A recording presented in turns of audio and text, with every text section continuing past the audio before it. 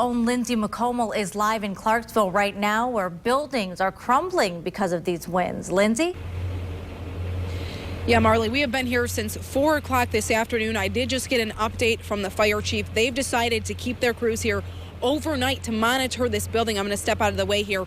Most of the debris is in the middle of Main Street here. This is the main drag through Clarksville.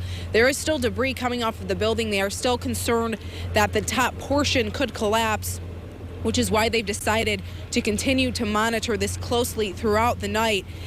Now, the fire chief says the biggest concern is the top portion of this building. It's actually, he says, teetering 6 to 8 inches each way in the wind here because winds are so high. And amazingly, when this collapse first happened a couple hours ago, no one was inside the building or even walking along the street. Again, this is a main drag through Clarksville, and I did a live interview earlier on 24-Hour News 8 at 5 o'clock with the owner of a repair shop just within 100 feet of this building. Here is a clip from that interview. We were stepping outside when we heard the initial boom of it and come running down. It had blown the front window out of the building.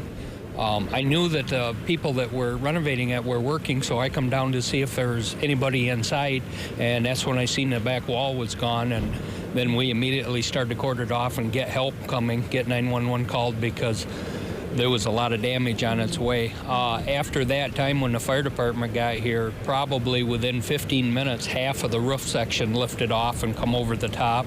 And you said it flipped. It flipped right over the top of the building, and then about 10 minutes later, the second half of the roof come off. And there is a lot of history to this building. It was the old library. It used to be an opera house. It was built back in 1890. So again, a lot of history. There was also 2 people who were renting the bottom portion of the building to actually make it into and renovate it into a restaurant. Now their dreams of doing that are, at least for now, put on hold. I spoke with them a little earlier, and we'll have that interview coming up at 11 o'clock. Reporting live in Clarksville, Lindsay McComal, 24-Hour News 8. Oh, such a shame to see all of that damage. Lindsay, thank you for that live report.